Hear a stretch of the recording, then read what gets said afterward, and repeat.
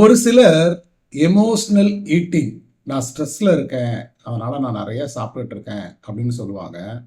இந்த எமோஷன்ஸை கண்ட்ரோல் பண்றதுல ஒரு முக்கியமான ஹார்மோன் இந்த கார்டிசால் அப்படின்ற ஹார்மோனை சுரக்கிறது அட்ரினலின் கிளாண்ட். ஜென்ரலா இந்த கார்டிசாலை எப்படி சொல்லுவாங்கன்னா ஸ்ட்ரெஸ் ஹார்மோன் அப்படின்னு சொல்லுவாங்க.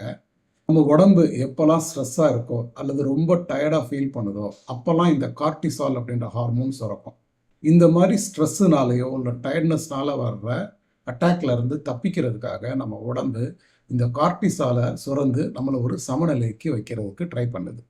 நாம் நிறைய ஸ்ட்ரெஸ்ஸில் இருக்கும்போது நம்ம உடம்பு என்ன நினைக்கிது அப்படின்னா, நம்ம உடம்புல எந்த சக்தியுமே இல்லை, உடம்புல இருந்த உணவு சேமிப்பு அத்தனையும் காலியாக போயிடுச்சு அப்படின்னு ஒரு ஃபால்ஸாக திங்க் பண்ணிட்டு நம்மளை உடனே சாப்பிட தூண்டுது.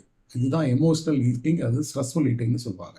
ஆக்சுவலாக பார்த்தீங்கன்னா நம்ம நிறைய ஸ்ட்ரெஸ்ஃபுல்லாக இருக்கும்போது நம்ம ரொம்ப அதிகமான ஆற்றல் எல்லாம் நம்ம வெளியில் கொண்டு வரதில்லை, அதாவது நிறைய எனர்ஜி அவுட்புட் கொடுக்கறது இல்லை. நம்ம என்ன பண்ணுவோம், ரொம்ப ஸ்ட்ரெஸ்ஸாக இருக்கோம் அப்படின்னா ரொம்ப சிம்பிளாக உட்காந்துருவோம், இல்லை ரொம்ப ஒரு ரெஸ்ட் எடுக்கணும் அப்படின்ற ஒரு சூழ்நிலைக்கு போயிடும். அந்த மாதிரி நிலையில் உடம்பு ஃபால்ஸ் கம்யூனிகேஷனில் சாப்பிடுன்னு சொல்லிக்கிட்டே இருக்கு. குறிப்பாக இந்த கார்டிசால் அப்படின்ற ஹார்மோன் பெண்களுக்கு இடுப்பு வயிறு பகுதியில் நிறைய கொழுப்பை சேர்த்து வைக்கிறதுக்கு பெருசாக உதவி பண்ணுது. அதனால என்ன ஆகுறாங்க, அவங்க குண்டாயிட்டே இருக்காங்க. அடுத்தது நியூரோபெப்டைட் ஒய் அப்படின்ற ஒரு ஹார்மோன். இது மூளை மற்றும் நரம்பு மண்டலங்களால் உற்பத்தி செய்யப்படுற ஒரு ஹார்மோன்.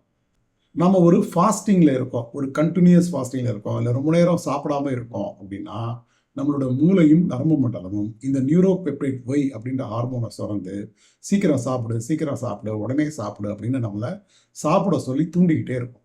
குறிப்பாக என்ன சொல்லணும்னா, அவன் உடம்புக்கு சர்க்கரை வேணும்னு சொல்லி நம்மளை மாவு சத்து அல்லது இனிப்பு வகைகளை நோக்கி கவனத்தை செலுத்த தூண்டுவோம். அதனால் நம்ம என்ன பண்ணுவோம், ஏதாவது ஸ்வீட் சாப்பிட்டா நல்லாயிருக்கும் அப்படின்னு சொல்லிட்டு சாப்பிட ஆரம்பிச்சோம்.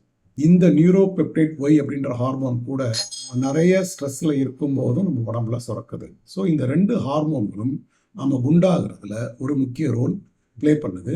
ஆனால் இதுவே பேலியோ டயட் மாதிரியான குறைமாவு உணவு முறையில் இந்த ரெண்டு ஹார்மோனும் கட்டுக்குள்ளே வந்து நம்மளை ஒரு ஆரோக்கியமான எடை இழப்புக்கு உதவி செய்யுது.